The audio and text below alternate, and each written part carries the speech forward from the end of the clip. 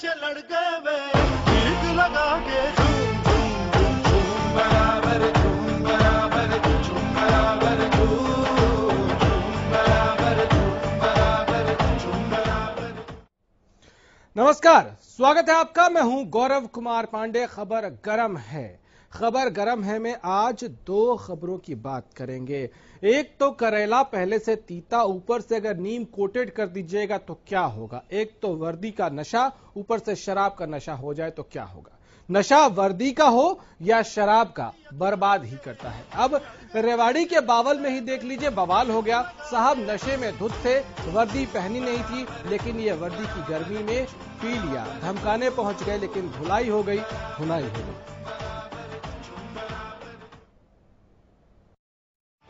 उड़ती अखियों के लड़ गए पैंचे लड़ गए वे गीत लगा के झूम झूम झूम बराबर झूम बराबर झूम बराबर झूम बराबर झूम बराबर झूम बराबर।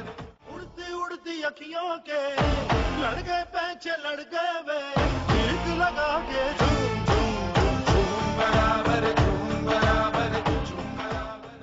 सब अफवाह है, सब झूठ बोलते हैं, सारा जमाना सौतन हो गया।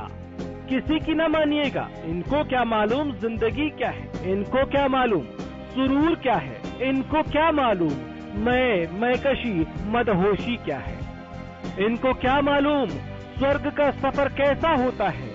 ये तो गुनहगार चीखते हैं, पीटते हैं। कौन सा गुनाह अजीम कर दिया, अंगूर की बेटी से आशिकी ही तो की है।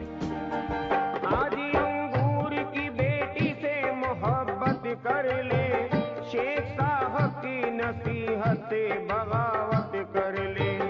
इसकी बेटी ने उठा रखी है सर पर दुनिया, ये तो अच्छा हुआ अंगूर को बेटा ना हुआ। दरअसल बावल में बवाल हो गया।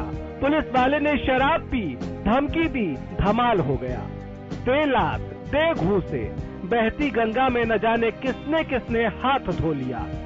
किसी ने लात मारी, किसी ने घूसे, किसी ने थप्पड़ रसीद कर दिया, किसी ने कपड़े फाड़ दिए। आरोप है धमकी देने गए थे, कुछ और कर गए। मदहोशी में साहब बहक गए, बदसलूकी कर गए।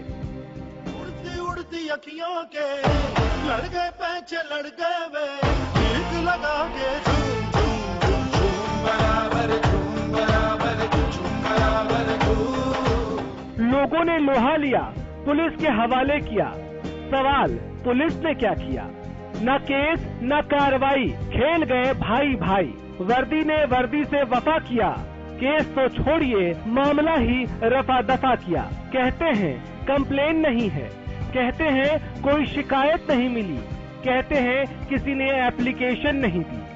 साहब काम से सरोकार बचा भी है या नहीं? शराब के नशे में वर्दी वाला सामने है, लोग पीटते पीटते थाने ले गए हैं और आपको अलग से कंप्लेन चाहिए। वाह जी वाह, इसे कहते हैं गई भैंस पानी में। Bureau report, Haryana news. Surendra Gaur हमारे संवाददाता इस वक्त हमारे साथ फोन लाइन पे हैं। सुरेंद्र, एक बात बताइए, ये पुलिस वाला जो है शराब के नशे में है, धमकी देने किसी घर पहुंचा था, आरोप ये भी है कि बदसलूकी की, उसने बदतमीजी की। उसके बाद क्या हुआ? क्या एफआईआर दर्ज हुई? जी, एफआईआर दर्ज हुई? बिल्कुल। मैं आपको बताना चाहूंगा कि इस मामले में अभी कोई एफआईआर दर्ज नहीं हो पाई, क्योंकि जो पुलिसकर्मी के जो परिजन थे वो मौके पर पहुंच गए और उन्होंने इन दोनों के बीच समझौता करा दिया। पुलिस ने भी महकमे का बंदा होने के नाते जो है इस मामले को रफा दफा करना ही उचित समझा। अगर वीडियो को देखें तो ये जो पुलिसकर्मी है पूरी तरीके से नशे में और पूरी तरह से उत्पात बता रहे हैं। लोगों ने इसके साथ पिटाई भी की, लेकिन पुलिस ने ये सब कुछ दरकिनार कर दिया। जी, मतलब पुलिस वालों ने एफआईआर तक दर्ज करनी जरूरी नहीं समझी। रफा दफा क्या होता है? क्या वो ये, क्योंकि बीच में तर्क ये भी आया है कि किसी ने कंप्लेन नहीं किया, लेकिन पुलिस वाले जब अपनी आंखों के सामने ये देख रहे हैं कि पुलिस वाला नशे में है, पुलिस वाला जाके लोगों के साथ बदसलूकी कर रहा है, तो क्या उन्होंने खुद से इस पर कोई डिपार्टमेंटल इंक्वायरी के लिए भी आगे नहीं लिखा?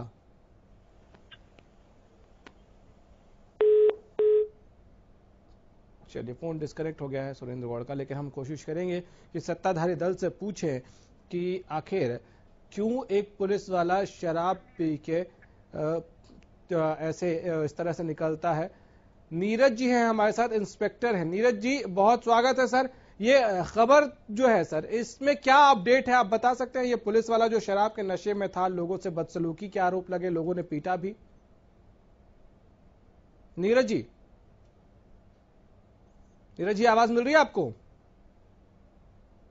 चलिए, लगता है साहब को आवाज नहीं पहुंच रही, लेकिन बहुत अजीब है जब पुलिस महकमा ये पूछता है कि और ये कहता है। चलिए, नीरज जी हमारे साथ दोबारा जुड़ गए। नीरज जी, आवाज मिल रही है सर? इस बार बार बार फोन कट जाता है, लगता है ऐसे सवाल से फोन में कुछ प्रॉब्लम आने लगती है। खैर, हम एक बार फिर से इनको जोड़ने की कोशिश करेंगे, सत्ताधारी दल को भी जोड़ने की कोशिश करेंगे।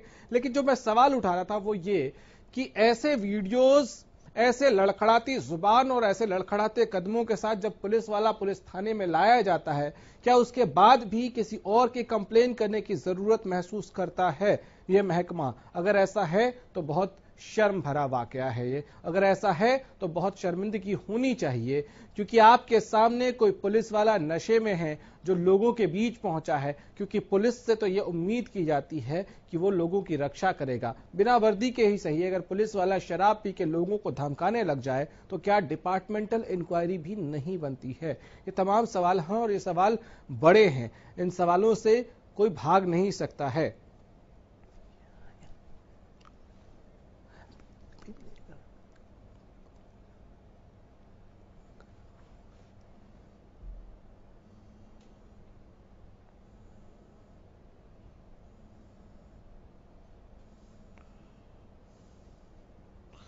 तो बहुत अजीब स्थिति है, मदहोश हैं साहब ये, और मदहोशी में लोगों के साथ कैसे हाथापाई हो रही है। हालांकि लोगों ने ज्यादा पीटा है, 2-4 बार इन्होंने इस वीडियो में कोशिश जरूर की है कि झटका दे दें, लोगों को झटक दें, लेकिन बावजूद इसके लोगों ने इनको पकड़कर पीटते पीटते थाने पहुंचा ही दिया। आखिर ऐसा क्यों हुआ ये आप समझिए, और उसके बाद भी एफआईआर दर्ज क्यों नहीं हुई, ये और ज्यादा बड़ा सवाल है कि एफआईआर तक दर्ज क्यों नहीं हुई, ये सबसे बड़ा सवाल है। ठीक है, एक पुलिस वाला बहक गया है, शराब पीकर वो धमकी देने पहुंचा था, वहां झगड़ा हो गया, वहां लोगों ने पीटा भी, लेकिन ज्यादा बड़ा सवाल ये कि नीरज जी हमारे साथ जुड़ गए हैं। नीरज जी, इस बार आवाज मिल रही है सर आपको? हाँ जी, हाँ जी सर, एक बात बताइए, ये जो केस आया सामने जिसमें पुलिस वाले ने शराब पी रखी थी, लोगों ने आरोप लगाया कि बदसलूकी की, धमकाने पहुंचा था, उसमें आगे क्या हुआ सर?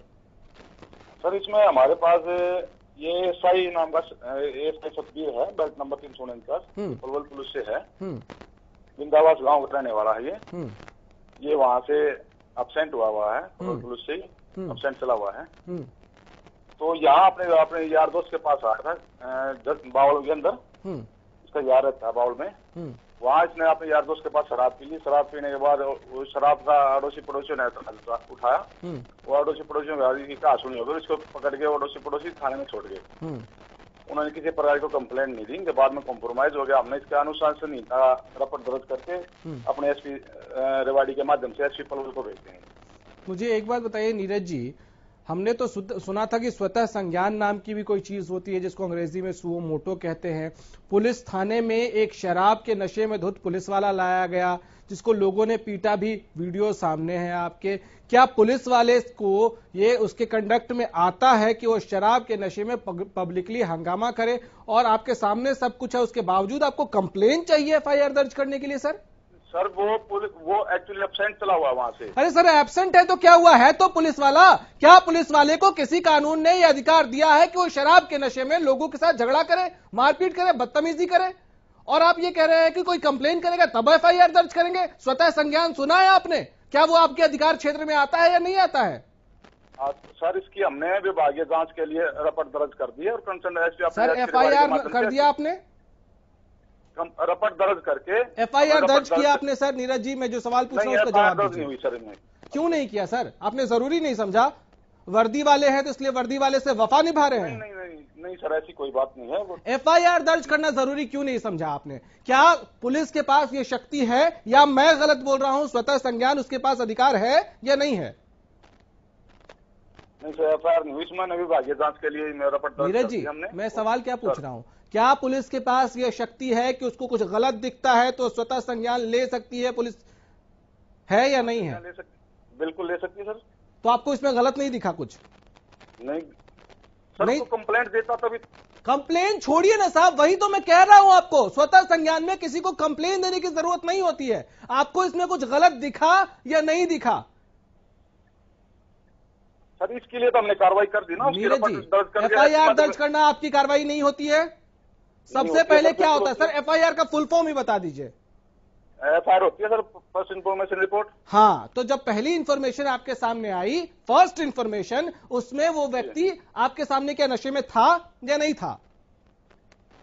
अब लग रहा था ऐसा कि वो शायद में लग रहा था, तो आपने मेडिकल करवाया? नहीं सर, मेडिकल नहीं, हमें लग रहा था। मेडिकल क्यों नहीं कराया सर? और आपने जितना वक्त बर्बाद किया उसके बाद मेडिकल में कुछ नहीं आएगा, ये आप भी जानते हैं, तो क्यों ऐसा किया? इसका जवाब देंगे आप? सर हमने अधिकारी को मेडिकल कराना जरूरी क्यों नहीं समझा? एफआईआर कराना जरूरी क्यों नहीं समझा सर आपने? आपके पास क्या ये शक्ति नहीं है कि आप स्वतः संज्ञान ले सकते हैं? जी है ना? फिर क्यों नहीं किया आपने? बचा रहे थे? नहीं सर, बचा नहीं रहे थे तो आपने कार्रवाई क्यों नहीं की सर?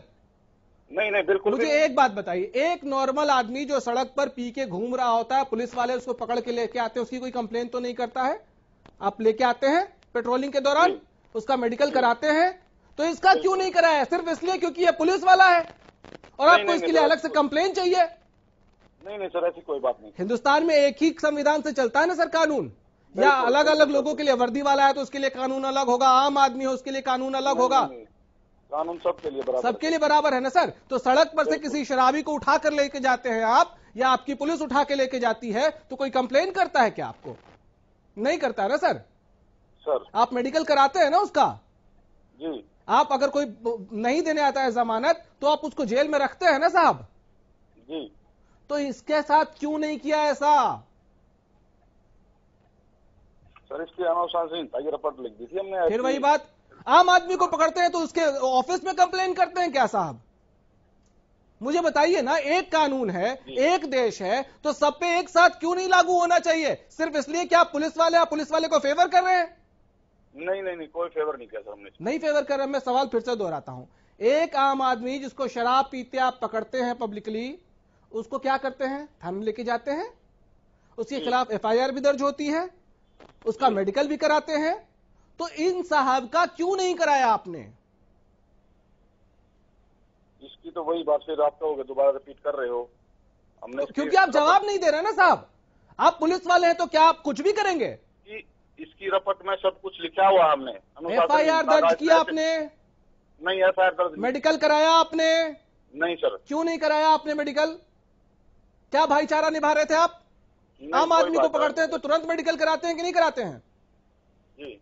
तो इसका क्यों नहीं कराया आपने? अब एफआईआर दर्ज हो जाएगी सर? अब तो सर वो क्यों रिलीज हो चुका है यहाँ से। वाह सर वाह, तालियां बजाएं आपके लिए, या ढोल ताशे मंगवा देते हैं सर पुलिस विभाग के लिए। तो यहाँ कॉलर ऊंचा करके घूमिए। आप कह रहे रिलीज भी हो गया, ना मेडिकल कराया, ना एफआईआर दर्ज कराई और छोड़ दिया। वाह साहब वाह, सेवा सुरक्षा सहयोग ये ही है आपका।